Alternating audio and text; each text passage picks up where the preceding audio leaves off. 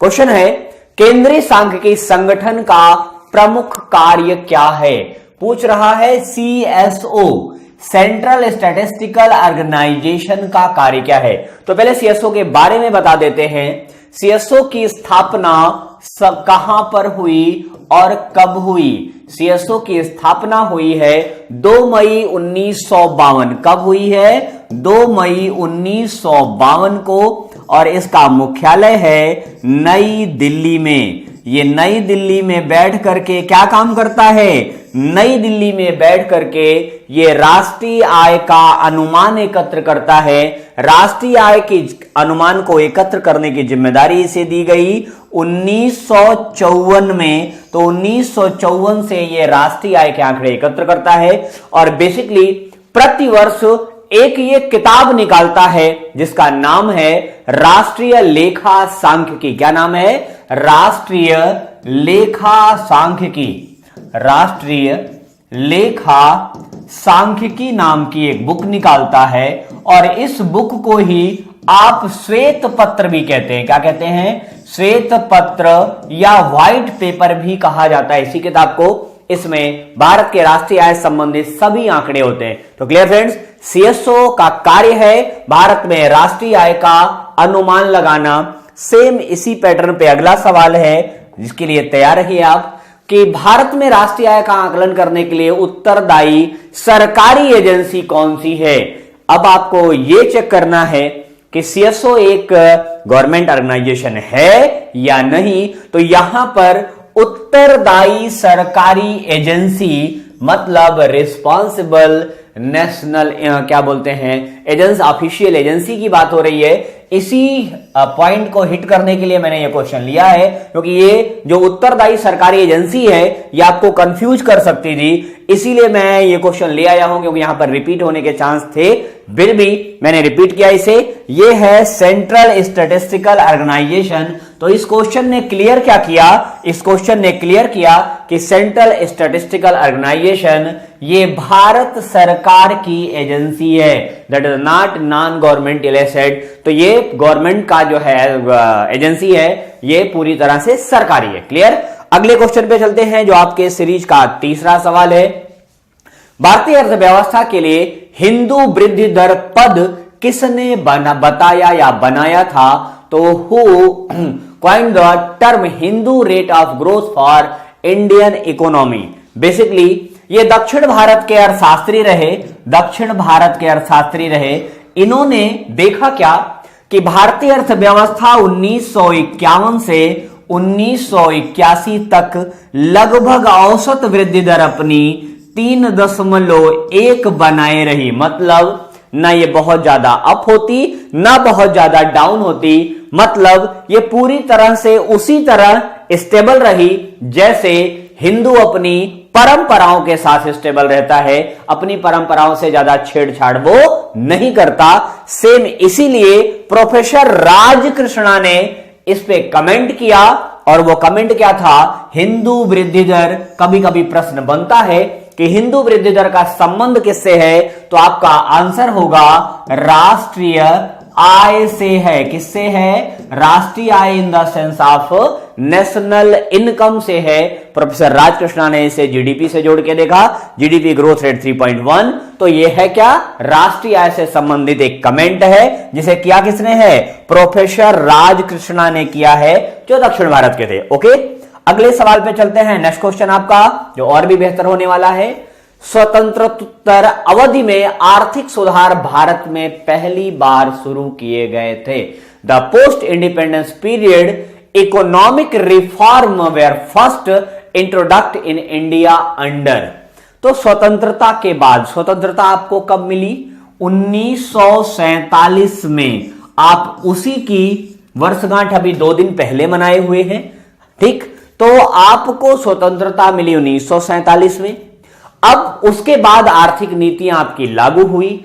पहली आर्थिक नीति आपकी लागू हुई 1948 में। फर्स्ट इकोनॉमिक पॉलिसी आपकी लागू हुई 1948 में 6 अप्रैल को। इसके बाद सरकारें चलती रही। इस भारत सरकार ने मिश्रित अर्थव्यवस्था अपनाई, उद्योगों में निजी और सरकारी क्षेत्रों को बराबर हिस्सेदार बनाया। लेकिन 1965 के बाद भारतीय अर्थव्यवस्था में एक परिवर्तन देखने को मिला। भारतीय अर्थव्यवस्था समाजवाद की तरफ झुकती चली गई, लेकिन 1990 और 91 में रसिया की अर्थव्यवस्था क्रैक होने के कारण भारतीय अर्थव्यवस्था भी डिस्टर्ब हुई, परिवर्तित हुई, परेशान हुई। और उस समय भारत के प्रधानमंत्री हुआ करते थे पीवी नरसिम्हा राव, और इन्होंने एक नया टर्म अडॉप्ट किया जिसमें 3 टर्म आए, मतलब नई अर्थव्यवस्था 3 तत्वों को लेकर के आई। नंबर 1 है निजीकरण, क्या था? प्राइवेटाइजेशन, निजीकरण। दूसरा है उदारीकरण, क्या था? उदारीकरण, फ्लेक्सिबिलिटी, उदारीकरण की बात की गई। और तीसरा था वैश्वीकरण, क्या है? वैश्वीकरण, ग्लोबलाइजेशन, वैश्वीकरण का कॉन्सेप्ट अपनाया। और इन तीनों चीजों के पीछे जिम्मेदार हैं भारत के पूर्व प्रधानमंत्री डॉक्टर मनमोहन सिंह, क्योंकि इस दौरान डॉक्टर मनमोहन सिंह भारत के वित्त मंत्री हुआ करते थे और नरसिम्हा राव साहब प्रधानमंत्री। तो आर्थिक सुधारों को पहली बार शुरू किया गया कब? 1991 में, जो पीवी नरसिम्हा राव के अंतर्गत गवर्नमेंट थी। तो 90 से 91 का वित्तीय वर्ष माना जाएगा। क्लियर? अगले सवाल पे चलते हैं। इसका राइट आंसर होगा पीवी नरसिम्हा राव के अंतर्गत। अगला क्वेश्चन है आपका, जवाहर रोजगार योजना कब शुरू की गई? तो हम आपको जानकारी के लिए बता दें, यह आपका जवाहर रोजगार योजना 7वीं पंचवर्षीय योजना के दौरान शुरू की गई थी। 7वीं पंचवर्षीय, 5 ईयर, 7वीं पंचवर्षीय योजना के दौरान शुरू हुई है। तो आप गैस करिए 7वीं पंचवर्षीय योजना में इसका कौन सा वर्ष आएगा?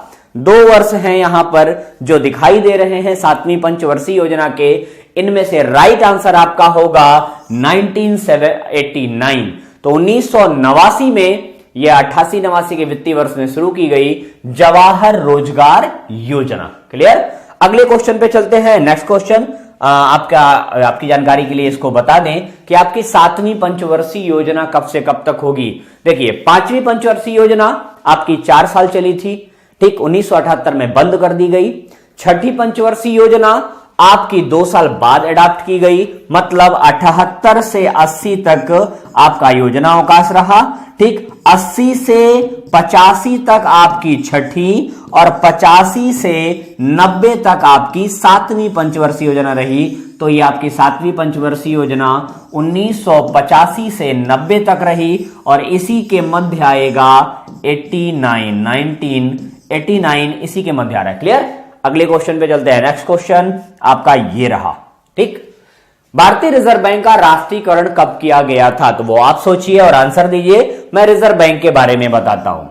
1926 में कमेटी बनाई गई 1926 में, जिसके चेयरमैन थे मिस्टर हिल्टन यंग। कौन था? हिल्टन यंग साहब इसके चेयरमैन थे।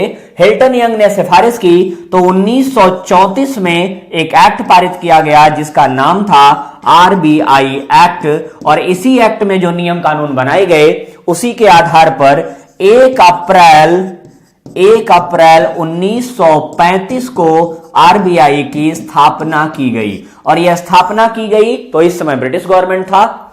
इसके 5 जो है कार्यालय थे। एक तो मुख्यालय इसका मुंबई में रहा, मुंबई में ही एक कार्यालय रहा, प्लस दिल्ली, चेन्नई, कलकत्ता में भी कार्यालय रहे। इसका एक कार्यालय भारत के बाहर भी रहा, वो था लंदन, क्योंकि 1935 में भारत के मैक्सिमम व्यापार ब्रिटेन के साथ हुआ करते थे। लेकिन भारत जब स्वतंत्र हुआ तो उसके बाद अब आरबीआई को भारत का केंद्रीय बैंक बनाना था। इसके लिए 1 अप्रैल 1949 को इसका नेशनलाइजेशन किया गया, राष्ट्रीयकरण किया गया और यह भारत सरकार का केंद्रीय बैंक बन गया। क्लियर? अगले क्वेश्चन पे चलते हैं जिसका राइट आंसर होगा सी 1949। यह रहा आपका 7वां सवाल।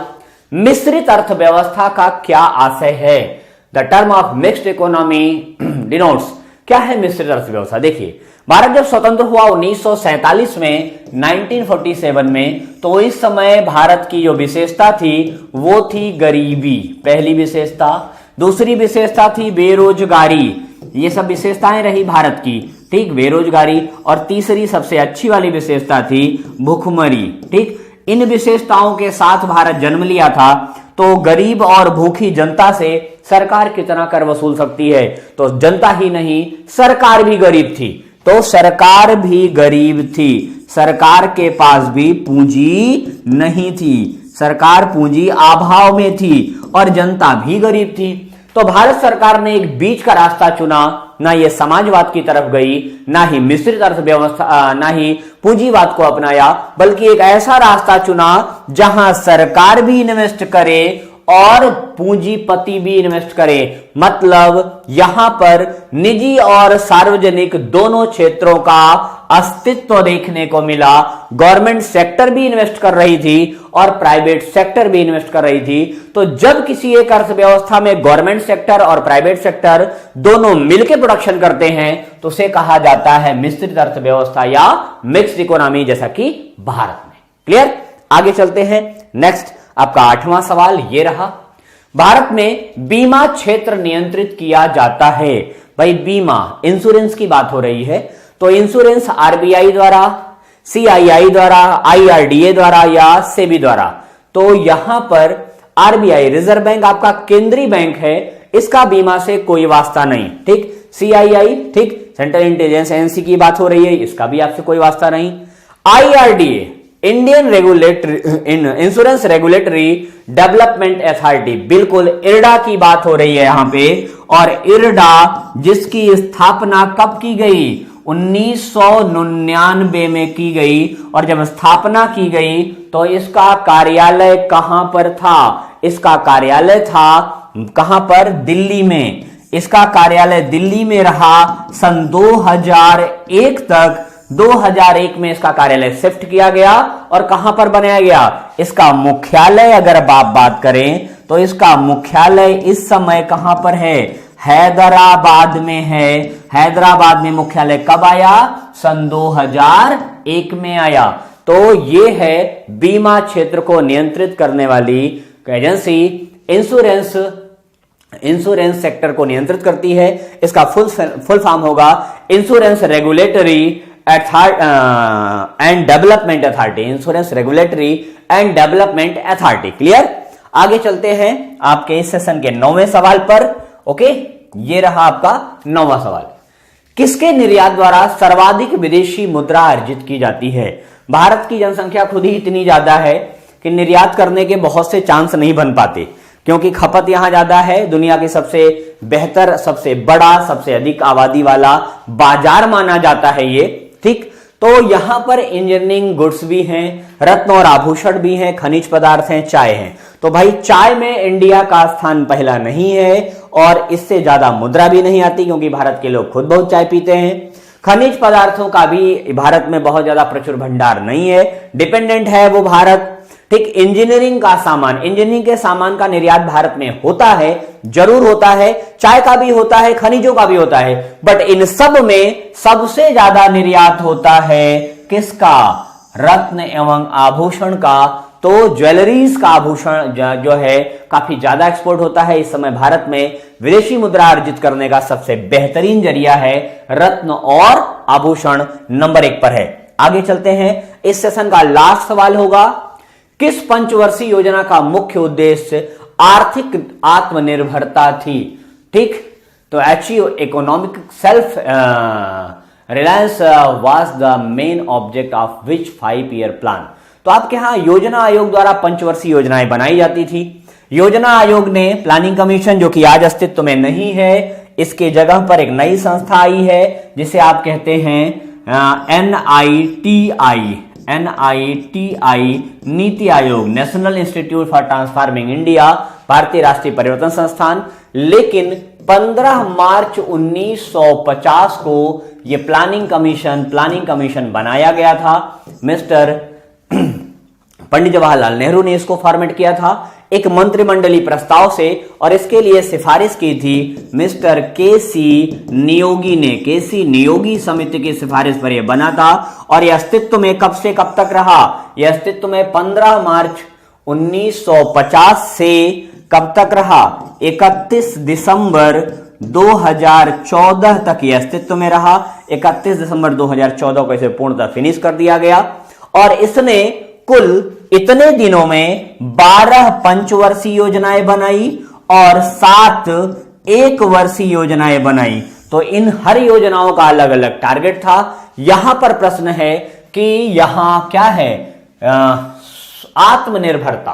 ठीक, आत्मनिर्भरता का कॉन्सेप्ट लिया गया है चौथी पंचवर्षीय योजना में। ठीक, यहां पर थोड़ा सा first 5 year plan, second 5 year plan, द्वितीय योजना, तृतीय योजना, उपयुक्त में से कोई नहीं, ये आपका विकल्प है। तो चौथी पंचवर्षीय योजना के दौरान ये व्यवस्था अपनाई गई। कब से कब तक होगी चौथी पंचवर्षीय योजना? चौथी पंचवर्षीय योजना कब से कब तक होगी? चौथी पंचवर्षीय योजना 1969 से 74 होगी। तो इसका राइट आंसर क्या होगा? राइट आंसर होगा फोर्थ 5 ईयर प्लान। यहां पर हिंदी में थोड़ा सा विकल्प गड़बड़ हो गया है।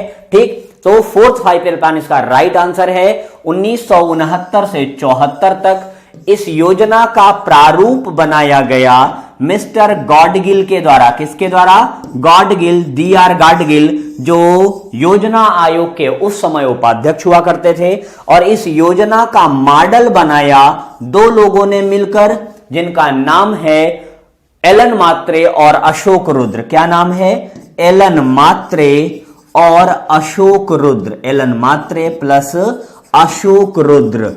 अशोक रुद्र साहब इसके जो है मॉडल निर्माता थे। इस योजना में बहुत ढेर सारे काम किए गए।